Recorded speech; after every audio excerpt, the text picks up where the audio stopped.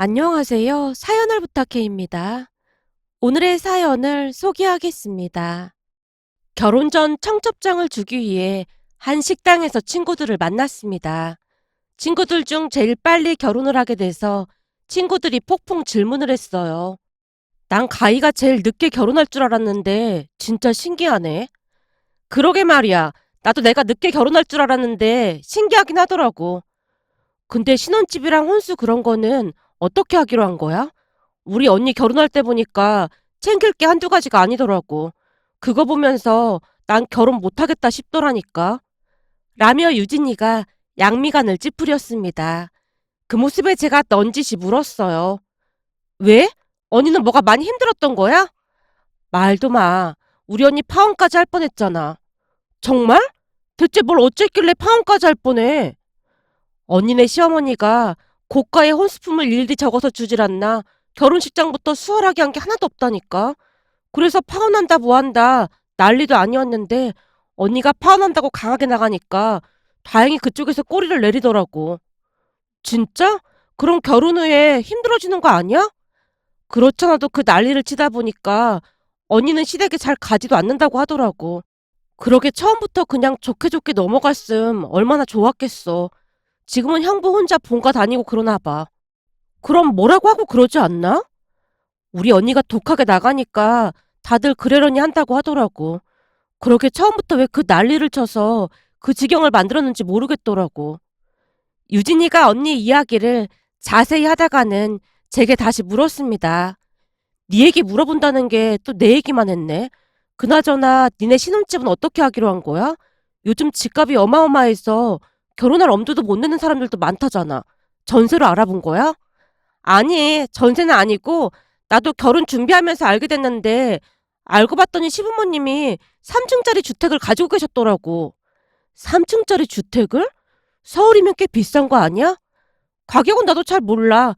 근데 시부모님이 그 건물 1층에 사시거든. 2, 3층은 전세를 줬었다는데 3층에 조금 있으면 계약 만기라고 우리 보고 들어와서 살라고 하시더라고. 그래서 거기 들어가서 살기로 했어. 제 말에 유진이가 부러운 듯 말했어요. 진짜?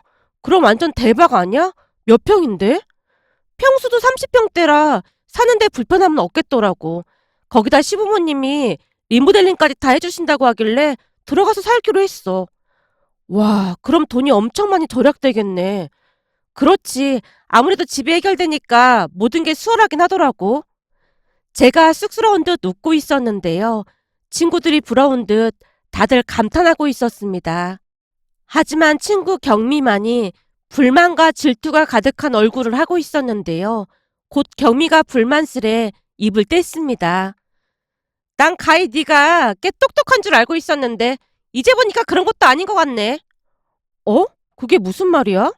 생각을 해봐라. 1층이 시댁이고 니넨 3층에 사는 거라며. 그렇지. 근데 그게 무슨 문제라도 있다는 거야? 큰 문제가 있지. 시댁이랑은 무조건 멀리 살아야 한다는 말이 왜 있겠어? 그게 다 심각한 문제가 있다 보니까 그런 말이 있는 거야. 근데 뭐? 시댁이랑 한 건물에서 같이 산다고? 너 지금 엄청난 짓을 하고 있다는 거야. 차라리 둘이 대출을 받아서 따로 집을 얻는 게 100배, 1000배 나을걸? 경미가 한심하다는 듯이 바라보고 있었습니다. 그 모습에 제가 경미를 안심시키려 말을 꺼냈어요. 경미야, 걱정해줘서 고마운데 시부모님 두 분 다 좋은 분들이라 크게 신경 쓸 일 없을 거야. 만약 두 분이 이상하다는 생각이 들었음 나도 절대 그런 결정 안 했겠지. 이래서 네가 순진하다는 거야. 원래가 결혼 전에는 간도 쓸개도 다 빼줄 것처럼 하다가 결혼하면 그때부터 본색을 드러낸다니까. 세상에서 가장 믿지 말아야 할 사람들이 시부모라는 사람들이거든. 경미가 흥분까지 한 채 말하고 있었기에 제가 다시 달래야만 했습니다. 경미야, 걱정해줘서 정말 고마운데 그건 내가 알아서 할게. 그래, 가희가 어련히 알아서 잘하겠어. 서울의 30평대 집에 그것도 리모델링까지 싹 다 해주신다는데 나 같아도 들어가서 살겠다. 유진이가 부럽다는 듯 다시 말을 꺼냈지만 경미가 비웃듯 입을 열었습니다. 니들이 그래서 아직 멀었다는 거야. 결혼한 여자들이 시댁이 싫어서 시금치도 안 먹는다는 말이 괜히 있는 줄 알아? 난 분명히 경고했으니까 잘 선택해. 둘 다 철이 없어도 너무 없다니까. 라며 경미가 유진이와 저를 번갈아가며 바라봤습니다. 그 말에 유진이도 기분이 상했던 모양으로 경미에게 따져 물었어요. 그럼 너네 시댁은 멀리 떨어져 있나 보다. 당연하지. 우리 예비 시댁은 저 멀리 섬에 있어서 배 타고 들어가야 하거든. 처음 만나던 날 예비 신랑이 본가가 섬이라는 말에 완전 마음에 들어서 내가 더 들이댔잖아. 이런 조건의 남자를 찾기가 하늘의 별 따기거든. 뭐? 섬? 그럼 한 번 가려면 엄청 힘든 거 아니야? 그렇지. 그렇게 멀리 떨어져 있는데 1년에 몇 번이나 가겠냐? 거기다 비바람 불고 그러면 섬에 들어가지도 못하는 경우도 허다하대. 이런 대박이 어딨겠어. 그런 건가? 난 아무리 그래도 시댁이 섬이라고 하면 좀 불편할 것 같은데. 불편하긴 뭐가 불편해. 시댁이랑 같은 건물에 사는 거야말로 미친 짓이지. 내가 장담하건대 가히 너 말이야. 몇 달 살지도 못하고 산다 못 산다 그러고 있을 거다. 지금껏 내가 본 시어머니들은 아들 집이 자기 집인 것 마냥 시도 때도 없이 드나들고 난리도 아니거든. 니네 시어머니도 그러고 싶어서 니들 보고 거기 들어와서 살라고 하는 거야. 내가 딱 보니까 니네 시어머니도 보통 사람은 아닌 것 같다. 거기다 며느리감이 순진에 빠져서 그냥 헤헤거리니까 이건 뭐 그냥 날로 먹은 거나 다름없다고 생각할걸? 아마도 니네 집에 문지방이 닳도록 드나들면서 다 뒤지고 냉장고 검사에다 난리도 아닐걸? 그러니까 미리부터 각오하고 들어가. 마치 겪어보기라도 한 것 마냥 경미가 신나서 떠들어댔습니다. 다른 친구들은 다들 경미와 제 눈치만 보고 있었고요. 잠시 후 후식으로 커피까지 마시고 친구들과 헤어졌는데요. 유진이가 저를 따로 불러서 위로했습니다. 가희야, 아까 경미가 한 말은 그냥 한 귀로 듣고 한 귀로 흘러버려. 내가 볼 때는 괜히 질투나서 그러는 것 같거든. 나도 그런 생각을 안 한 건 아닌데 그래도 듣고 나니까 조금 걱정이 되긴 해. 평소 거짓말을 잘 못하는 성격이었던지라 친하게 지내던 유진이에게 속내를 털어놨습니다. 우리 엄마가 그러는데 일어나지도 않은 일을 미리 걱정할 필요는 없대. 그리고 만약 그런 일이 일어나면 그때 가서 다시 생각해보면 되는 거래. 우리 엄마 수학 선생님인 거 너도 알고 있잖아. 우리 엄마는 분명한 통계 자료를 통해서 말하는 분이라 난 우리 엄마 말 완전 신뢰하거든. 그러니까 너도 너무 걱정할 필요 없어. 만약 니네 시어머니가 이상한 사람이라면 그때 가서 뭔가 방법을 찾으면 되잖아. 아까 우리 언니 얘기했잖아. 그렇게 해결하면 되는 거야. 진심을 다해 위로해주는 유진이 덕분에 마음이 편해졌답니다. 고마운 마음이 들어 유진이에게 감사 인사를 했어요. 유진아, 위로해줘서 정말 고마워. 고맙긴 뭐가 고마워. 난 그냥 너답지 않길래 말해준 것 뿐이야. 그냥 평소 너답게 긍정적으로 생각하도록 노력해봐. 그게 네 매력인 건 잘 알고 있는 거지? 그런가? 난 잘 모르고 있었는걸? 지금까지 지켜본 내 친구 가인은 말이야. 항상 긍정적이고 배려심도 많은 친구야. 그러니까 어떤 어려움이 닥쳐도 다 이겨낼 거야. 뭐야, 내가 그렇게 대단한 사람이었단 말이야? 라며 유진이와 함께 한참 동안을 까르르 웃었답니다. 그렇게 집에 돌아간 뒤 엄마에게 장난스레 물었어요. 엄마, 한 건물에서 시부모님이랑 함께 살아야 하잖아. 근데 막 시집살이 시키고 그러면 어떡해? 뜬금없이 그런 건 왜 묻고 난리야? 아니, 오늘 친구들 만나고 왔는데 시부모님이랑 한 건물에 살 거라고 하니까 친구가 정신이 나갔다고 막 뭐라고 하길래. 정신 나갈 것도 많다. 요즘 집 하나 장만하기가 얼마나 힘든 세상인데 그런 소리를 하고 있어. 엄마도 시어머님 첫인상이 좀 차가워 보인다고 했잖아. 시어머님 매일같이 쫓아오려고 그러지 않을까 해서 그렇지. 네 시어머니 부동산 일 하느라 바쁘다고 하는데 쫓아올라올 시간이 어딨다고 그래. 저번에 통화할 일이 있어서 전화했더니 일 말고도 운동이다 보다 사는 게 엄청 바쁘시던데 안사돈 보면서 나도 열심히 살아야겠다는 생각까지 들더라고. 하루를 참 알차게 보내시는 것 같아. 라며 엄마가 대수롭지 않다는 듯이 대답했습니다. 신경조차 쓰지 않는 엄마 모습에 다시 안심이 됐어요. 그러던 어느 날은 남편이 신혼집 이야기를 꺼냈습니다. 다음 주 정도면 리모델링 다 끝날 것 같다고 엄마가 같이 오라네. 벌써? 엄청 일찍 끝났네. 그러게 엄마도 좀 놀라는 눈치더라고. 근데 우리랑 같은 건물에 살 생각에 엄청 좋아하시는 느낌이야. 본가에 들어가서 산다고 해줘서 가히 너한테 얼마나 고마운지 모르겠어.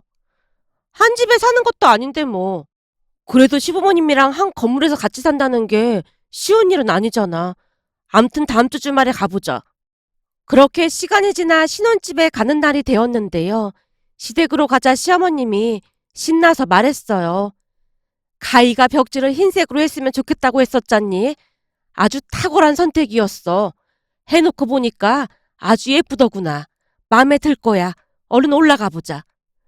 시어머님이 들뜬 표정으로 제 손을 잡아 끌었습니다.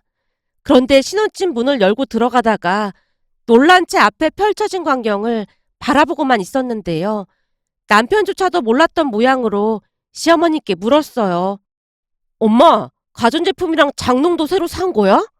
당연하지. 리모델링하면서 싹 다 세트로 맞춰봤는데 마음에 드니? 가희한테 물어보고 사려다가 깜짝 놀래켜주고 싶어서 심사숙고해서 고른 건데 마음에 들지 모르겠다. 라며 시어머님이 제 눈치를 살피고 있었는데요. 집안에는 가전제품과 장롱뿐만 아니라 식기, 세척기까지 모든 것이 세팅되어 있었습니다. 한마디로 바로 들어가서 살아도 전혀 문제될 게 없어 보였어요. 잠시 넋이 나간 채 두리번거리고 있자 시어머님이 다시 말을 이어갔습니다. 우리가 청소업체 불러서 청소도 다 해놔서 언제든지 들어와서 살아도 된다. 어때? 가희는 마음에 드니? 마음에 드는 정도가 아닌걸요? 너무 좋아 보여요. 나머지는 제가 혼수로 해오기로 했는데 이렇게 다 해주시면 제가 너무 죄송하잖아요. 죄송하긴 뭐가 죄송해. 우선 더 돌아보고 얘기하자. 근데 마음에 들긴 한 거지? 그럼요. 너무 마음에 들어요. 라는 제 말에 시어머님이 입가에 옅은 미소를 지었습니다. 잠시 후 직구경을 끝낸 뒤 한 식당에서 식사를 했는데 시어머님이 말을 꺼냈습니다. 요즘 젊은 사람들은 무조건 시댁이랑 멀리 살려고 한다는데 이렇게 어려운 결정해줘서 정말 고맙구나. 아니에요. 저희도 집 걱정 안 해도 되고 너무 좋은걸요? 근데 가전제품까지 다 사주시면 제가 너무 죄송하잖아요. 죄송할 게 뭐가 있어. 예뻐서 사주는 건데. 우리 서로 불편하지 않도록 노력하면서 잘 살았으면 좋겠구나. 시어머님이 진심 어린 표정으로 제 손을 꼭 잡아줬습니다. 그런 시어머님의 얼굴을 보며 큰 문제가 없을 것이라는 확신이 생겼는데요. 나름 회사 생활을 하며 느낀 것이 있었거든요. 배려라는 것은 하루아침에 만들어지는 게 아니라는 걸 깨달았으니까요. 그 뒤에 우리는 결혼을 했고 역시나 시부모님은 철저히 독립된 공간으로 인정해주며 함부로 올라오거나 하는 일은 없었습니다. 만나야 할 일이 있다면 항상 며칠 전 미리 연락을 했으니까요. 그것뿐만이 아니었는데요. 시부모님이 과일이나 반찬뿐만 아니라 이것저것들을 다 챙겨주시곤 했어요. 어느 날은 회사에서 중요한 회의를 앞두고 서류를 놓고 온 것을 알게 됐고 팀장님이 불같이 화를 냈습니다. 가희 씨, 그 서류 중요한 서류라고 몇 번이나 말했는데 그걸 집에 두고 오면 어떡해? 지금 제정신이야? 죄송합니다. 퇴근하고 집에 가서 회의 자료 한 번 더 검토하느라 그랬습니다. 죄송한 게 문제가 아니라 어떻게 서류를 집에 두고 올 수가 있어? 그게 오늘 회의 때문에 평소보다 일찍 나오다 보니까 급하게 나오느라고 깜빡한 것 같습니다. 왔다 갔다 시간도 많이 걸릴 거고 차도 막힐 텐데 이제 어쩔 셈이야. 저기 제가 시어머님께 연락을 좀 해보겠습니다. 팀장님이 어찌나 몰아붙이던지 제 입에서 시어머님이라는 말이 튀어나왔고 팀장님이 어이없다는 표정으로 물었어요. 뭐? 시어머님? 혹시 같이 사는 거야? 설마 시어머님한테 연락해서 서류를 가져다 달라고 하겠다고? 같이 사는 건 아닌데 좀 복잡하긴 해요. 시부모님이 부동산 일을 하고 계신데 연락하면 도와주실 것 같긴 해요. 그래? 그럼 빨리 연락 좀 해봐. 라며 팀장님이 재촉했고 제가 급히 시어머니께 전화를 드렸습니다. 어머님, 죄송한데 제가 집에 중요한 서류를 두고 와서 지금 회사가 발칵 뒤집어졌거든요. 근데 왔다 갔다 하면 회의 시간에 늦을 것 같아서요. 그러니까 나보고 그 서류를 가져다 달라는 말인 거지? 네, 맞아요. 가져다 주시면 평생 은혜 잊지 않겠습니다. 뭐? 은혜를 잊지 않겠다고? 가만 보면 넌 가끔 엉뚱한 걸로 사람을 웃게 만드는 재주가 있더라. 서류가 어딨다고? 내가 집에 가서 사진 찍어서 보낼 테니까 만나 확인이나 해줘. 그리고 앞으로 은혜 어떻게 갚는지 똑똑히 지켜볼 참이야. 네, 꼭 은혜 갚겠습니다. 라며 제가 큰 소리로 대답을 했고 팀장님이 옆에서 어이가 없었던 것인지 웃음을 참고 있었습니다. 시어머님과 통화를 끝내고 팀장님에게 자신만만하게 말했어요. 팀장님, 시어머님이 서류 가지고 오실 것 같아요. 그러니까 아무 걱정하지 마세요. 내가 보니 가희 씨네 시부모님은 가희 씨 때문에 심심하진 않겠다. 어? 어떻게 하셨어요? 우리 시부모님이 항상 팀장님처럼 말씀하시거든요. 저 때문에 심심하지 않다고요. 그냥 딱 그래 보여. 하긴 막대 먹은 며느리보다 가희 씨 같은 캐릭터가 훨씬 낫긴 하겠네. 근데 차가 막히면 안 될 텐데. 라며 팀장님이 한숨을 내쉬었습니다. 그런데 잠시 후 시아버님에게 전화가 걸려와서 받았는데요. 며느라, 나 지금 도착했다. 네? 이렇게 빨리요? 얼른 내려오기나 해. 급하다며. 네, 알겠습니다. 라며 큰 소리로 대답을 하고 내려가려던 찰나에 팀장님이 따라오며 말했어요. 나도 같이 가. 네? 팀장님이 왜요? 감사 인사라도 하려고 그러지. 그리고 시어머님이 대체 어떤 분이길래 며느리 심부름까지 하는지 궁금해서 말이야. 저기 그게 시아버님이 오셨는걸요? 뭐? 시아버님이?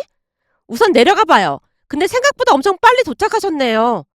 그제서야 한바탕 소동이 정리되는 기분이 들자 시부모님께 고마운 마음이 물결치기 시작했고 가벼운 발걸음으로 팀장님과 함께 1층으로 내려갔는데요. 내려가자마자 앞에서 누군가가 손을 번쩍 들고 뛰어왔어요. 며느라, 여기다 여기. 아버님! 제가 놀란 표정으로 시아버님을 바라보고 있자 시아버님이 박력 있게 한 손에 헬멧을 들고 급히 서류를 건넸어요. 그날 시아버님의 모습은 가죽 점퍼에 헬멧까지 쓴 모습이었습니다. 그 모습에 놀란 채 제가 물었어요. 아버님, 설마 또 김 사장님네 오토바이 타고 오신 거예요? 어머님한테 들키면 큰일이잖아요. 괜찮아. 이번에는 네 시어머니가 특별히 합법적으로 허락해 준 거니까. 네 덕분에 오토바이로 라이딩도 하고 아주 좋았다. 이런 일이 절대 흔하지 않은 거 너도 잘 알고 있지? 그럼요. 근데 진짜로 어머님이 오토바이 타고 가라고 허락하셨단 말이에요? 그랬다니까. 늦지 않게 가져다 주라고 신신당부까지 했어. 저기 그런데 한 1분 정도는 시간이 있는 거지? 그럼요. 아버님께서 일찍 와주셔서 시간은 충분해요. 아참, 여기 이분은 우리 팀장님이세요. 팀장님, 우리 시아버님이세요. 제가 소개를 해줬고 두 분이 쑥스럽게 인사를 했는데요. 인사가 끝나자마자 시아버님이 팀장님에게 부탁을 했어요. 팀장님, 초면에 실례가 될지 모르겠지만 사진 한 장만 부탁드려도 될까요? 네? 사진이요? 네. 그러니까 저기 오토바이 옆에서 며느리랑 인증샷을 찍어야 하거든요. 이 가죽 자켓이 오토바이 옆에 있어야 빛이 나서요. 아, 네. 당연히 찍어드려야죠. 라며 팀장님이 시아버님 휴대폰을 받아들었고 시아버님과 제가 오토바이 앞에서 손 하트를 만들며 사진을 찍었답니다. 사진 촬영이 끝나자마자 시아버님이 다시 헬멧을 쓰고는 말했어요. 며느라, 그럼 파이팅이다. 덕분에 오랜만에 행복했다. 라며 오토바이를 타고 멋들어지게 그곳을 빠져나갔습니다. 그 모습을 팀장님이 넋을 놓고 바라보다가 중얼거렸어요. 와, 그동안 가희 씨가 범상치 않다는 생각을 하긴 했는데 시댁도 어마어마하구나. 가죽 점퍼를 입고 오토바이를 타는 시아버지라 대단하다. 아, 어마어마한 건 아니고요. 사실 시아버님이 오토바이 타는 걸 엄청 좋아하시는데 전에 사고가 난 적이 있어서 오토바이 타면 시어머니께 엄청 혼나거든요. 저 오토바이도 시아버님이랑 친하게 지내시는 생갈비집 사장님 오토바이거든요. 저거 엄청 비싼 거라 두 분이 워낙 친해서 가끔 몰래 빌려 타시거든요. 사실 저도 뒤에 몇 번 타봤는데 완전 장난 아니에요. 라며 신나서 떠들어대고 있었는데요. 팀장님이 신기하다는 듯이 바라보고 있었습니다.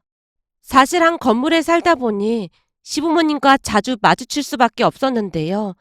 어느 날은 시아버님이 어머니 몰래 오토바이를 타다가 저와 마주친 적이 있었습니다. 그날부터 안전운전과 비밀을 유지한다는 조건으로 가끔씩 뒤에 얻어타곤 했습니다. 암튼 그날 시부모님 덕분에 회의가 무사히 끝났고 퇴근 후 생갈비집에서 거하게 한턱 냈는데요. 생갈비집 사장님도 합석을 해서 즐거운 시간을 보냈습니다. 그 뒤에도 우리는 큰 불편함 없이 잘 지냈습니다. 그러던 중 놀랄만한 일도 있었는데요. 어느 날은 팀장님이 제게 진지한 표정으로 물었어요. 저기 가희 씨, 혹시 가희 씨 남편 말이야. 형이나 동생 있어? 아주버님이 계시긴 해요. 근데 그건 왜 물어보시는 거예요? 아주버님? 그럼 결혼했겠네? 팀장님이 급 실망한 표정으로 고개를 떨궜는데요.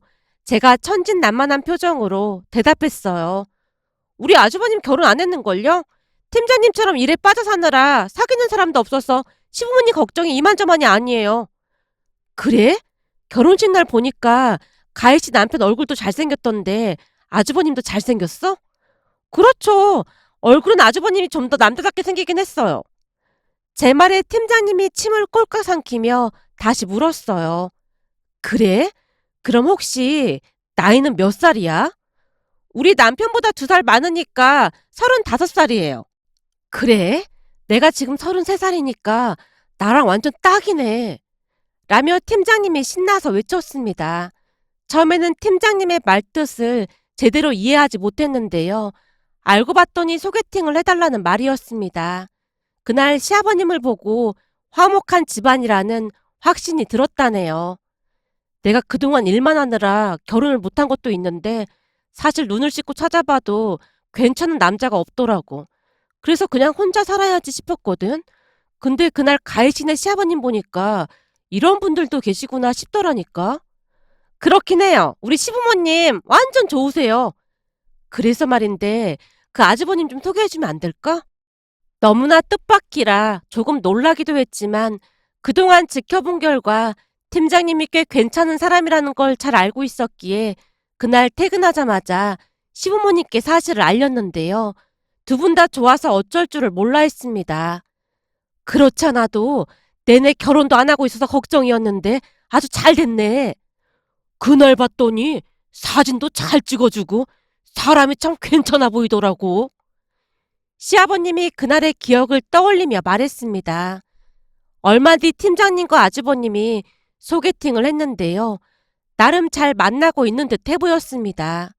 그렇게 시간이 얼마나 지났을까요? 어느 날은 유진이 결혼 소식이 들려와서 친구들을 만나러 갔는데요. 그날 충격적인 사실을 들어야만 했습니다. 친구들과 식사를 하고 난 뒤 유진이와 단 둘이 남게 됐고 제가 물었어요. 경미는 안 온 거야? 임신했다고 부랴부랴 결혼하더니 얼굴 보기 힘드네. 그게 아니야. 지금 경미 난리 났어. 내가 경미한테 직접 들은 얘긴데 말이야. 라며 유진이가 경미 이야기를 해줬습니다. 유진이 말에 의하면 혼전 임신으로 급하게 결혼을 하게 된 경미가 혹독한 시집살이를 당하고 있다고 했어요. 그 말에 놀란 채 제가 물었습니다. 시집살이라니 시댁이 섬 어디라고 하지 않았어? 시댁이 워낙 멀리 떨어져 있어서 좋다고 했잖아. 그랬는데 시부모님이 장난이 아니래. 거기다 남편도 완전 시부모님 편이라 경미가 진짜 힘든가 봐. 근데 경미가 잔머리를 쓰다가 제대로 당했다는 생각도 들어. 잔머리? 무슨 잔머리? 그동안 경미가 회사 다니기 싫다고 노래를 불렀었잖아. 그랬지. 경미 꿈이 취직이었잖아. 그래 맞아. 근데 그 와중에 임신까지 해서 귀해다 싶었던 거지. 그래서 입덧도 심하고 의사가 유산기가 있어서 조심하라고 했다는 거짓말까지 하고 회사를 그만둔 모양이야. 진짜? 난 전혀 모르고 있었네. 경미가 자존심이 얼마나 센데 잘 살고 있는 너한테 그런 얘기를 하겠냐? 암튼 회사를 그만뒀다는데 그 뒤에 지옥이 기다리고 있었던 거지. 지옥이라니? 그게 시댁이 무슨 섬이라고 했잖아. 그만두자마자 시어머니가 내려와서 살림을 배우라고 했대. 뭐? 섬으로 들어가서? 그랬다니까. 처음에는 몸이 힘들어서 못 간다고 하니까 며칠 뒤 시어머니가 짐까지 바리바리 싸서 올라왔더란다. 올라와서는 시아버지 혼자 있는데 걱정이라고 울고불고 난리를 쳐서 남편이 경미를 쥐잡듯 한 모양이야. 우와, 그 TV에서만 보던 그런 시어머니가 진짜 있었던 거구나? 당연하지. 암튼투 모자 성화에 못 이겨서 경미 지금 그 섬에 가 있어. 뭐? 섬으로 갔단 말이야? 그럼 남편은? 남편은 혼자 신혼집에 있지. 알고 봤더니 섬으로 보내놓고 남편은 내내 게임하고 아주 신난 것 같다고 하더라고. 그럼 언제 올라오는데? 병원도 다녀야 하고 그렇잖아. 병원은 배 타고 나가면 쉬네? 그런 곳이 있긴 하대. 우선은 살림 배울 때까지 있으라고 했다는데 어떻게 될지는 나도 잘 모르지. 통화하면서 완전 펑펑 울고 있었는데 시어머니가 소리 질러서 끊겼어. 와, 진짜? 그리고 어떻게 살아? 내가 보기엔 벌 받은 거 아닌가 싶어. 나도 내막은 잘 모르지만 경미가 하도 장꾀를 부리니까 시어머니가 그러는 거 아닐까? 경미 결혼식 날 시어머니 뒷담화하다 걸린 거 너도 봤잖아. 맞아. 나한테도 섬 노인네라고 막 함부로 말하긴 하더라고. 내가 보기엔 그동안 경미가 한 걸 그대로 돌려받고 있는 것 같아. 너한테도 얼마 못 가서 이혼할 거라고 얼마나 비아냥거렸냐? 하긴 그런 소리 들을 때마다 기분이 안 좋긴 했어. 근데 넌 시부모님이 완전 잘해주신다며? 잘해주다 뿐이야? 반찬도 다 해다 주시고 과일 같은 것도 다 사주셔서 돈 쓸 일이 별로 없어서 거진 다 적금 들어가서 꽤 많이 모았어. 나도 그런 시부모님이라면 그냥 한 집에서도 살 수 있겠다. 그렇잖아도 우리 아주버님도 곧 결혼하는데 2층에서 살 것 같아. 와, 진짜 대박이네. 그때 네가 소개해준 그 팀장이랑 잘 된 거야? 어, 팀장님이 우리 시아버님 보고 멋지다면서 아주버님 소개해달라고 해서 내가 소개해줬다고 했잖아? 둘이 완전 잘 돼서 결혼할 것 같아. 제 말에 유진이가 대단하다는 말을 몇 번이나 했답니다. 그뒤 아주버님과 형님은 결혼을 했고 2층에서 잘 살고 있습니다. 형님도 좋은 분이라 큰 문제 없이 잘 지내고 있어요. 아주버님을 소개해준 것에 대해 형님이 항상 고마워하고 있거든요. 그러던 중 유진이에게 경미 소식을 다시 듣게 됐는데요. 경미가 출산한 지 꽤 됐는데 연락이 없길래 내가 연락해봤거든? 그랬더니 시어머니가 수시로 올라와서 몇 주씩 있다 간다나 봐. 그래서 스트레스 받아서 미치겠다고 하더라고. 말로만 들어도 너무 무섭다. 그니깐 사람이 착하게 살아야 한다니까. 내가 볼 때 저러다 이혼한다고 하지 않을까 싶어. 하루 이틀도 아니고 저러고 어떻게 살겠어. 라며 유진이가 전화를 끊었습니다. 그 말을 듣는데 제가 결혼한 뒤 뒤에서 친구들에게 제 악담을 하고 다닌 게 떠올랐어요. 가희 말이야. 1년 안에 이혼한다의 한 표다. 쟤 완전 미쳤다니까. 이래서 지 팔자 지가 꼰다는 말이 있는 거야. 라는 말을 허구한 날 하고 다녔으니까요. 유진이와 통화를 하며 경미가 생각이 나서 씁쓸한 마음을 감출 수가 없었답니다.